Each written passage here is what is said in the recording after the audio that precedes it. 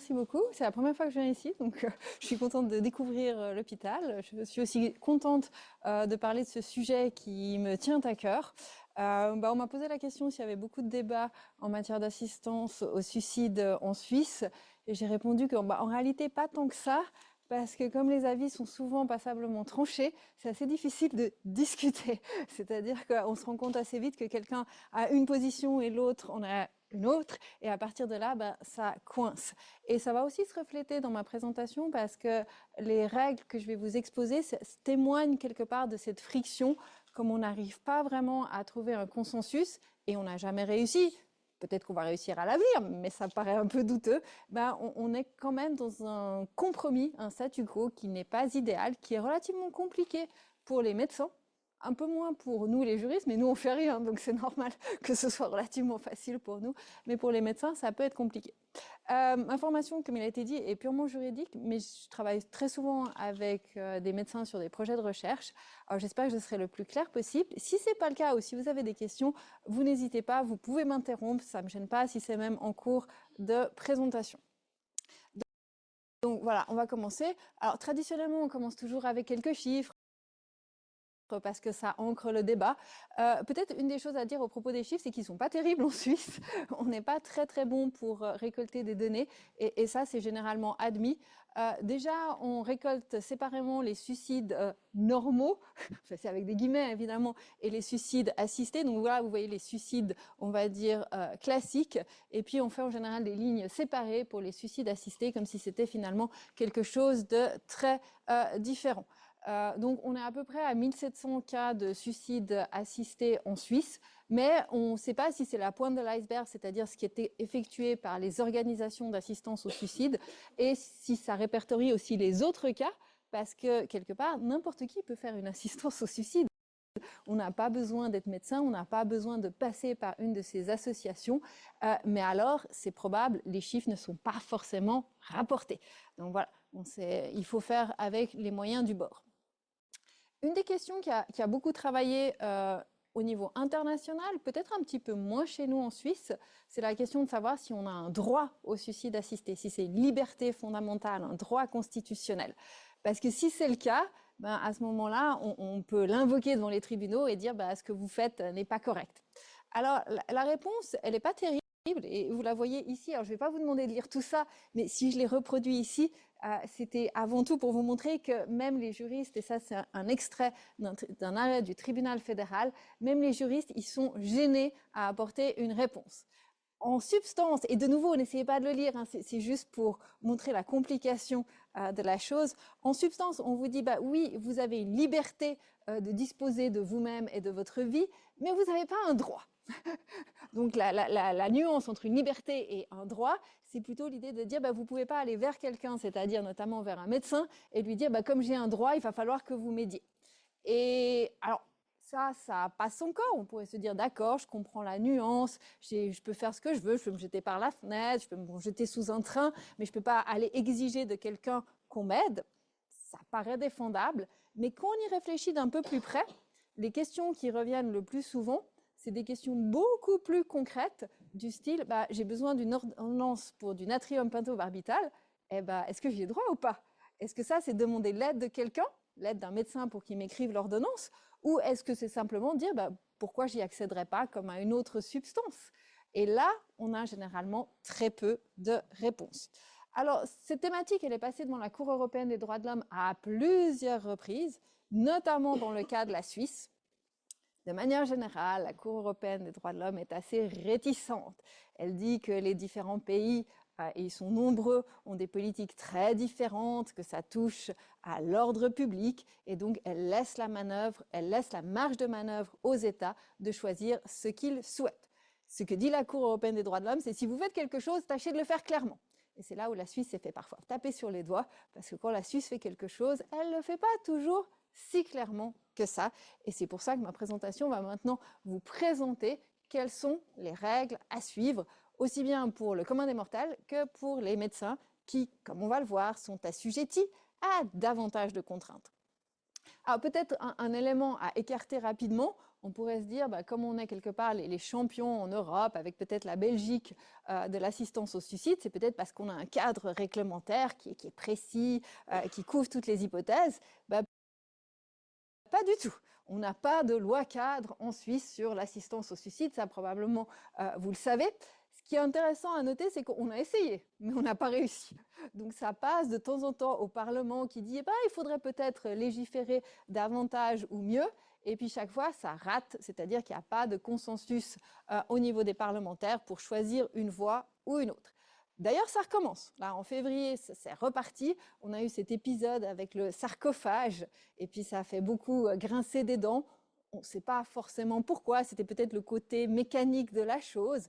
Et à ce moment-là, bah, ça repart, ça revient devant le Parlement qui dit « et si on adoptait une loi cadre ?» Et puis assez rapidement, ça s'étiole et les parlementaires se rendent compte que ça va être très compliqué. Raison pour laquelle, généralement, ils baissent les bras.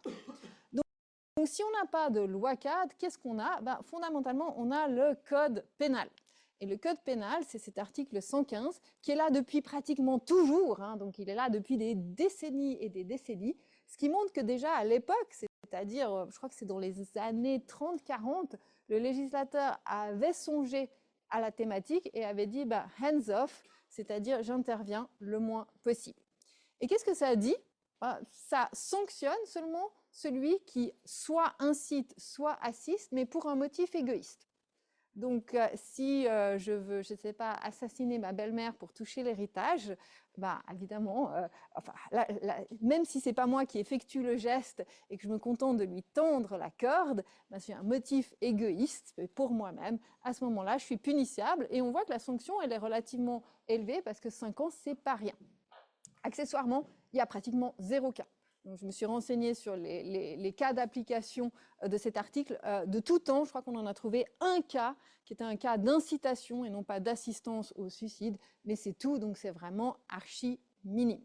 Je reviendrai sur les conditions à remplir pour cet article 115, mais peut-être aussi pour vous montrer quelles sont les autres hypothèses ou autres infractions dans le code pénal.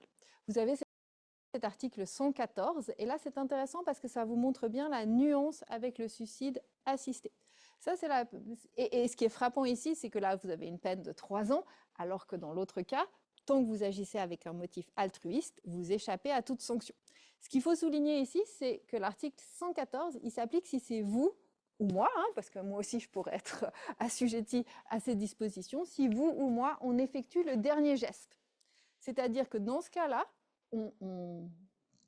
une personne souhaite se suicider, elle a la capacité de discernement, elle est parvenue à cette décision de manière indépendante, sans pression, mais si ce n'est pas elle qui effectue le dernier geste, mais c'est moi, peut-être parce qu'elle ne peut pas l'effectuer elle-même, ce qui est des cas relativement rares, ça bien entendu, à ce moment-là, même si mon motif est parfaitement altruiste et honorable, je me retrouve sanctionnée.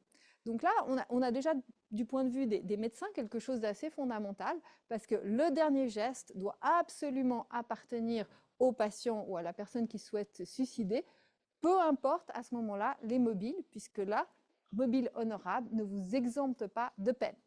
Évidemment, si vous agissez sans motif honorable, à ce moment-là, c'est généralement un meurtre, un assassinat, et la sanction est bien plus élevée.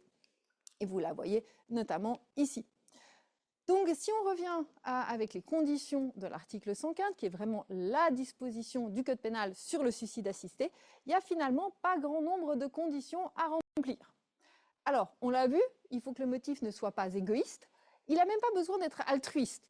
Il suffit un motif purement neutre ou un motif non détaillé, du moment qu'il n'est pas égoïste, est parfaitement admissible. Donc ça, c'est la condition qui était énoncée.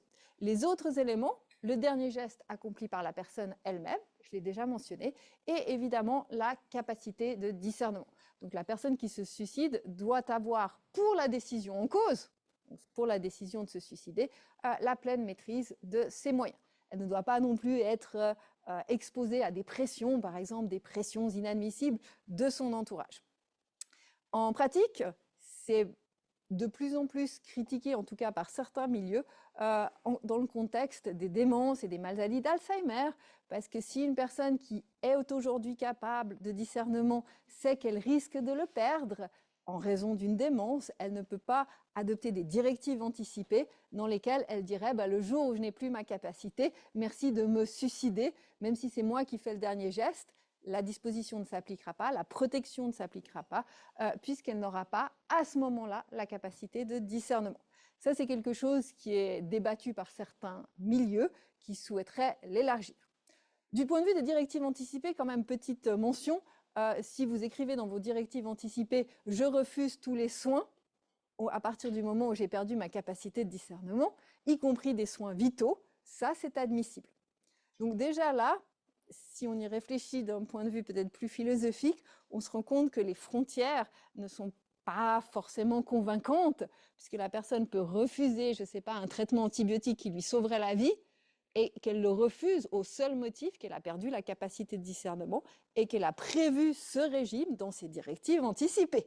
Ça, c'est parfaitement admissible et le médecin ne peut pas passer outre parce qu'il ne peut pas la soigner en dépit de ses directives anticipées.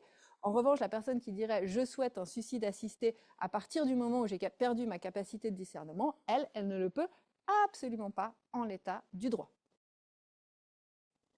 Donc ça, ce sont les règles à respecter. Et puis ce qui est intéressant, c'est les règles qui ne figurent pas dans le code pénal.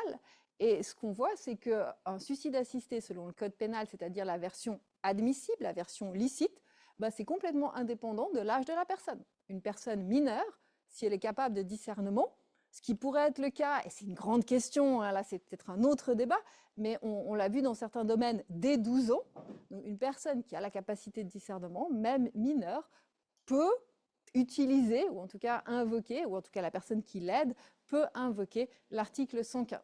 Ce qui est aussi très intéressant, c'est que cet article 115 ne pose strictement aucune exigence par rapport à l'état de santé de la personne qui suicide.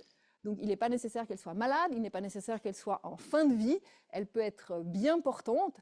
Alors évidemment, si elle souffre d'une dépression qui entrave sa capacité de discernement, ça signifie qu'elle n'a plus sa capacité de discernement, à ce moment-là, c'est plus possible. Mais si on admet que la personne a la capacité de discernement, on n'a pas besoin de se renseigner à teneur du code pénal sur son état de santé.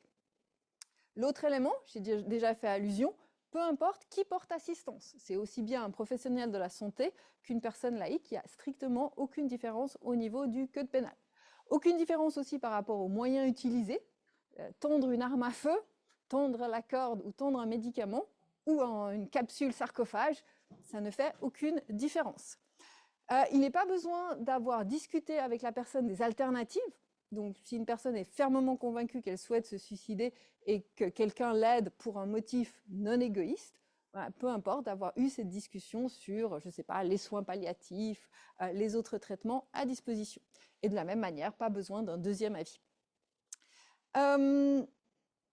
On parle beaucoup de sédation palliative pour savoir si c'est à rattacher à un acte de suicide assisté ou pas. La réponse est plutôt non, parce que dans la sédation palliative, en tout cas comme elle est présentée, le but n'est pas d'assister à un suicide, le but est de diminuer une souffrance ou en tout cas améliorer passagèrement ou durablement l'état de santé. Et là, ce qui est important à souligner, c'est que l'intention compte. Si la personne n'avait pas l'intention d'aider à se suicider, mais qu'elle souhaitait, je ne sais pas, fournir une sédation palliative pour aider la personne, à ce moment-là, on n'entre plus dans le cadre de cet article 115. Donc, le soignant, par hypothèse, n'est pas exposé à cette sanction. Il y a une définition médicale qui vient s'ajouter qu'il n'y a pas dans la suicide, parce que qui dit sédation palliative dit quand même maladie à un stade palliatif. Oui, mais comme on l'a vu précédemment, la partie état de santé n'est pas pertinente pour l'article 115. Donc dans l'assistance au suicide, on ne s'intéresse pas à savoir si la personne est en fin de vie, il lui reste quelques jours, quelques semaines, ou elle est parfaitement bien portante, ça n'a aucun impact. Donc théoriquement, l'infraction peut être commise même si la personne est en fin de vie. À ce stade-là, ce n'est pas déterminant. On verra que ça le devient par la suite, mais dans un autre contexte.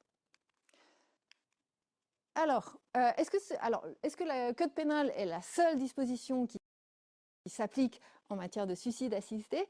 La réponse a été longue à venir. On l'a eu seulement en 2024 grâce à 2 arrêts successifs du tribunal fédéral.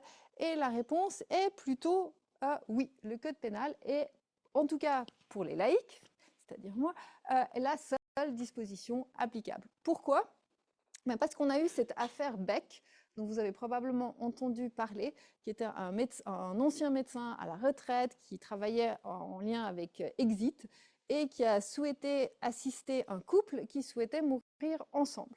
Dans le couple qui était très âgé, qui avait une huitantaine d'années, le mari était en fin de vie, atteint d'une maladie incurable, donc remplissait ce qu'on considère être les conditions éthiques. En revanche, son épouse, qui souhaitait mourir en même temps que lui, était, pour son âge, bien portante. Il était parfaitement admis que le docteur Beck agissait dans une visée altruiste, donc on ne pouvait pas appliquer l'article 115, donc il n'était pas exposé à des sanctions pénales. Personne ne contestait qu'il avait voulu aider cette famille avec laquelle il était par ailleurs relativement proche. Donc le parquet, c'est-à-dire le procureur, le ministère public à Genève, s'est posé la question, si on ne peut pas utiliser le code pénal, pas de motif égoïste, est-ce qu'on peut utiliser d'autres lois? Et il en a envisagé deux, la LPTH, la loi sur les produits thérapeutiques, et la loi sur les stupéfiants. Et il est allé de l'avant et il a essayé de faire condamner ce médecin. L'affaire est montée jusqu'au tribunal fédéral à plusieurs reprises et dans un premier arrêt de 2021 que je vous montre ici, le tribunal fédéral a dit non. Alors, puisqu'il a dit non, c'est peut-être pas forcément passionnant de savoir pourquoi il a dit non, mais quand même rapidement, parce que là, ça touche directement les médecins. La loi sur les produits thérapeutiques, vous la connaissez peut-être, c'est la loi qui encadre les médicaments. Or, la plupart des suicides assistés sont faits avec du natrium pentobarbital, qui non seulement est un médicament, mais est aussi une substance sous contrôle assujettie à la loi sur les stupéfiants. Donc, en tant que soignant, quand vous devez prescrire ce NAP, parce que vous ne pouvez pas le sortir d'une baguette magique, il faut bien aller le chercher en pharmacie, ça nécessite une prescription. Et si vous regardez cet article 26 qui s'applique à tout le monde, mais notamment aux médecins, il faut respecter les règles reconnues des sciences pharmaceutiques et médicales lorsque vous établissez une prescription. Si vous ne le faites pas, vous passez un petit peu plus bas ici et vous êtes passible de sanctions pénales, 3 ans théoriquement de prison.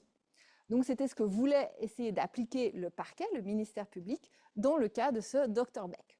Pourquoi? Il a dit, vous avez assisté une personne, ici l'épouse, qui était en plutôt bonne santé et qui ne remplissait pas les critères de l'Académie suisse des sciences médicales. Par conséquent, selon le parquet, vous n'avez pas respecté les règles des sciences médicales. Là, il monte jusqu'au tribunal fédéral et obtient gain de cause pour plusieurs raisons qui sont, à mon avis, intéressantes.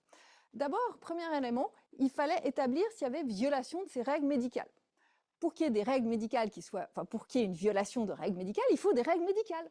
Donc la question que s'est posée le tribunal fédéral, c'est est-ce qu'il y a des règles médicales sur le suicide assisté? On sait qu'il y a des règles éthiques, puisque l'Académie des sciences médicales a justement adopté des directives pour la fin de vie, mais est-ce que ces directives sont médicales? Là, quelque part, l'Académie et peut-être même le corps médical avaient quelque part savonné la planche sur laquelle ils étaient installés, parce que si on lit ces directives, il est marqué plusieurs fois l'assistance au suicide ne fait pas partie des tâches médicales. Donc ça devenait un petit peu difficile d'affirmer dans le même document ce sont des directives éthiques et l'assistance au suicide ne fait pas partie des tâches des médecins et de dire que c'était des règles médicales. Et c'est exactement ce qu'a dit le tribunal fédéral. Si le consensus, c'est que porter assistance à un patient qui souhaite se suicider ne fait pas partie de l'art médical, par conséquent, les règles qui ont été émises sont éthiques et non médicales. Et comme la disposition que je vous ai montrée juste avant par des règles pharmaceutiques et médicales et non pas des règles éthiques, elle ne peut pas simplement être appliquée. Par ailleurs, il était aussi admis que les règles n'étaient pas vraiment reconnues, parce que l'Académie des sciences médicales, c'est un organisme privé, sans légitimité démocratique, on ne vote pas pour les membres, après on ne vote pas sur leurs directives, et puis ils avaient beaucoup changé d'avis, parce que je ne sais pas si vous avez un petit peu suivi les va-et-vient, assez régulièrement, ils mettent à jour leurs directives sur la fin de vie, et juste à cette période charnière, ils avaient fait volte-face. Parce qu'une première set de directives disait qu'il suffit d'avoir des souffrances insupportables ressenties subjectivement. Donc, si moi, je me présentais quelque part en disant « je ressens des souffrances insupportables », c'était check et ça suffisait. Et puis, la majorité des médecins réunis au sein de la FMH avaient dit « pour nous, c'est trop vague ». Donc, ils avaient changé d'avis. 2 ans plus tard, ils adoptaient une nouvelle directive en disant « il ne suffit pas d'avoir des souffrances insupportables, on veut un substrat somatique, organique, on ne sait pas trop ». Donc le tribunal fédéral se trouvait face à une situation un peu délicate parce qu'il y avait eu des règles, elles avaient changé, il n'y avait pas de consensus, il y avait des désaccords qui étaient visibles, donc il retient qu'il n'y a pas de règles reconnues. Après, il va un petit peu au-delà, puis désolé, il y a une faute sur les diapos, pour dire est-ce que le NAP, donc le natrium pentobarbital, est-ce que c'est un médicament? Parce que le médicament, normalement, c'est une substance qui est destinée à soigner, prévenir, guérir, mitiger, soulager. Or, quand vous êtes une personne en bonne santé qui prenait un produit pour mourir, bah, clairement, ça ne rentre pas tellement dans aucune de ces cases. Donc, de manière un petit peu ironique parfois, le tribunal fédéral dit ben, on a un petit peu de peine à considérer le NAP comme un médicament. Si ce n'est pas un médicament, ben, la loi ne s'applique pas. Si la loi ne s'applique pas, on ne peut pas l'invoquer pour punir quelqu'un. Ensuite, le tribunal fédéral, de manière assez, je ne sais pas si c'est jolie ou élégante, dit mais quelque part, ce médecin, ce docteur Beck, s'il avait tendu une méga boîte de paracétamol à la patiente, ou de Morora, peut-être prenons plutôt le cas de la Morora, bah, on n'aurait rien pu lui dire. Parce que dans la mesure où ils tendent la Morora à la personne, bah, ce n'est pas un médicament, la LPTH ne s'appliquait pas, il n'y a pas de sanction. Donc, qu'est-ce que le tribunal fédéral pose la question dans son arrêt en disant, mais est-ce qu'on préfère proposer des morts douces et quelque part plus dignes, ou est-ce qu'on suggère aux professionnels de la santé, bah, allez-y avec de la Morora, parce que là, il y a absolument 0 sanction.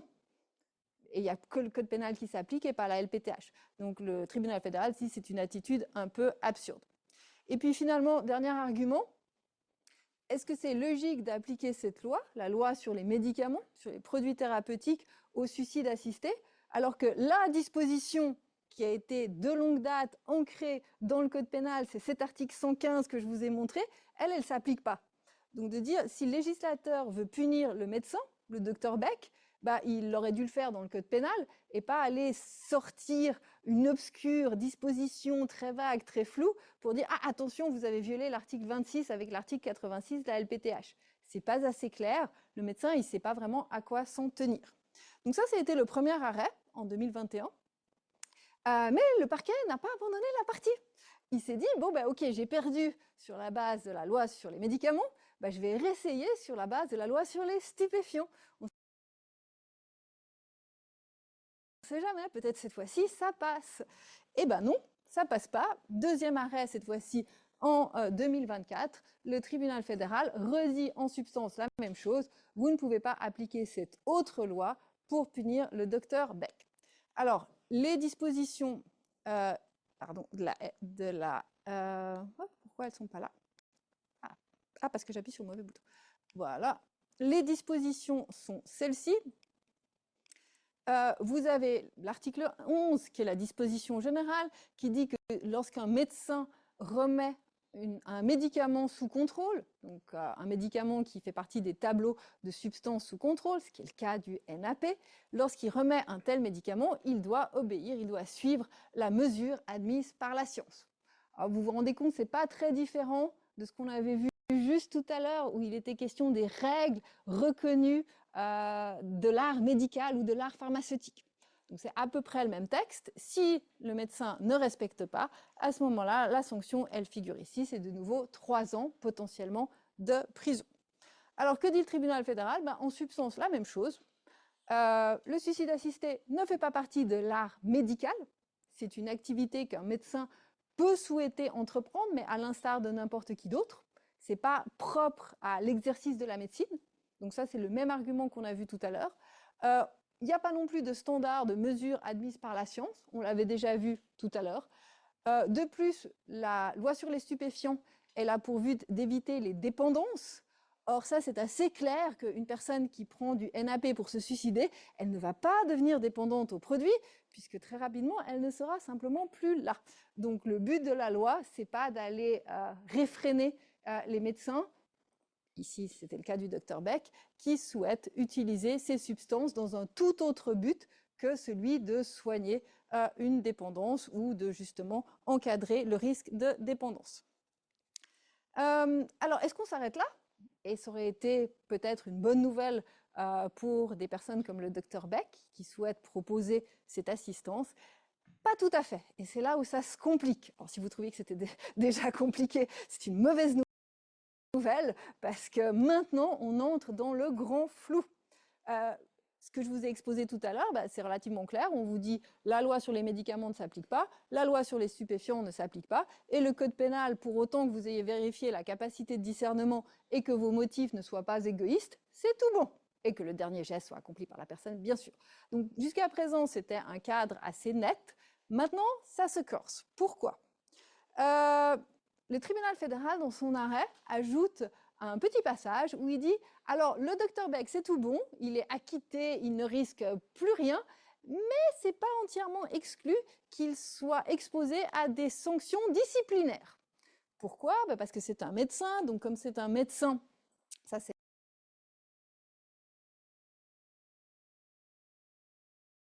l'extrait, comme c'est un médecin, la loi fédérale sur les professions médicales universitaires s'applique à lui. C'est une loi que probablement vous connaissez. Vous vous souvenez probablement de cet article 40 qui énonce les devoirs des médecins. Alors, il y a des devoirs qui sont ultra précis, mais le tout premier, au point A, c'est le devoir tout général. Il faut exercer son activité avec soin et conscience professionnelle. Ça ne veut pas dire grand-chose, ça ne mange pas de pain, ça peut s'interpréter de multiples manières. Si vous ne respectez pas notamment cet article 40 ici avec soin et conscience, vous avez des sanctions, des mesures disciplinaires qui vont jusqu'à une interdiction définitive de pratiquer. Alors, ce n'est pas de la prison, ça c'est clair et net, ce n'est pas du pénal, mais c'est quand même très gênant ou handicapant pour un professionnel de la santé. En plus, c'est désagréable parce qu'on n'aime jamais être sous le coup d'une enquête disciplinaire. Alors, qu'est-ce que dit le tribunal fédéral? De nouveau, pas grand-chose, c'est assez vague.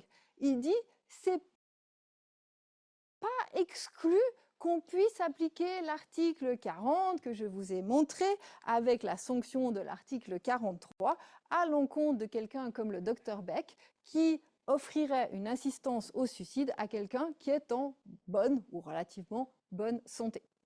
Alors, le pas exclu, c'est pas très satisfaisant parce que si vous êtes la personne concernée ou potentiellement concernée, vous préférez qu'on vous dise oui, ça va être le cas ou non, c'est tout bon, mais le pas exclu, ça reste difficile à gérer. D'autant plus que si on lit le texte, soins et conscience professionnelle, ça ne vous dit pas vraiment que vous devriez vérifier que la personne soit en fin de vie, soit a des souffrances insupportables, soit des souffrances insupportables avec un substrat organique, ça vous dit rien du tout. Donc vous êtes, le professionnel de la santé est quand même un peu embarrassé à dire est-ce que j'agis bien ou mal si je me contente de respecter le code pénal. Donc, qu'est-ce qu'on fait? Alors, ça ne s'arrête pas là, parce qu'on revient maintenant à nos directives de la SSM et vous les avez ici. Pardon. Hop. Donc ça, c'est le dernier jet des directives de l'Académie suisse des sciences médicales. Et cette fois-ci, les directives qui avaient été modifiées pour inclure ce passage ont été entérinées par la FMH qui a choisi de les intégrer dans son code de déontologie. Et vous le voyez ici, il vous dit à l'article 18, il faut suivre les directives de la SSM pour la fin de vie. Si vous ne les suivez pas, il y a de nouveau des sanctions disciplinaires, cette fois-ci purement privées. Donc là, vous n'êtes pas privé forcément du droit de pratique, mais vous pouvez être privé de tout ce que vous voyez ici, exclusion de la Société cantonale de médecine. Là aussi, c'est franchement désagréable. Alors, est-ce que le risque, il est important? On ne peut pas dire. On a connaissance de strictement 0 cas. Donc, ce n'est pas comme si ces sanctions ici ou les sanctions précédentes avaient été appliquées dans une quelconque situation. Vraisemblablement, les sociétés médicales et les médecins cantonaux avanceraient sur des œufs parce que ce serait extrêmement délicat d'aller fonder un cas sur ces bases-là, mais ce n'est pas exclu. Donc là, on joue beaucoup, en tout cas les pouvoirs publics ou la FMH ou la SSM jouent beaucoup avec la menace, avec le risque, sans pouvoir affirmer, en tout cas moi en tant que juriste, que réellement les dispositions pourraient être appliquées. Peut-être juste un point ici qui mérite d'être souligné. Donc ça, c'est la partie qui, on va dire, cause problème. Surtout le point 3. Le fait d'avoir analysé et évoqué avec le patient les autres alternatives, il y a un assez grand consensus pour dire oui, il faut le faire. S'il y a d'autres solutions qui sont préférables et qui sont dans l'intérêt du patient et qui satisfont ce patient, ben évidemment, il faut les présenter et il faut les discuter. La partie qui est délicate, c'est la partie souffrance extrême. Parce que si on reprend le cas du docteur Beck, l'épouse qui souhaitait mourir, très vraisemblablement, elle faisait valoir une souffrance extrême à l'idée de survivre à son mari. Ils avaient été en couple pendant apparemment 60 ans, donc elle tenait vraiment à ne pas survivre au décès de son mari, qui lui n'en avait pas vraiment le choix puisqu'il était en phase terminale. Si on parle seulement d'une souffrance extrême subjectivement ressentie, ben, la patiente du docteur Beck remplissait la condition. Maintenant, avec ce texte-là, il ne suffit pas d'un subjectif, il faut que le professionnel de la santé puisse objectifier cette souffrance par un diagnostic ou un pronostic en ce sens.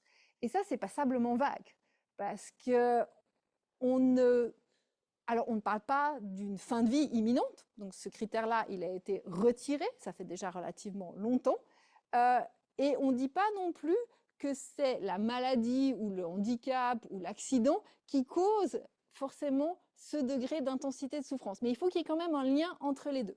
Et là, c'est particulièrement vague, en tout cas, cette fois-ci de mon point de vue de juriste, arriver à déterminer comment est-ce qu'on relie la souffrance extrême, subjective, avec une cause décelable, objectifiable par le médecin, là, il n'y a pas beaucoup de directives pour aider la personne.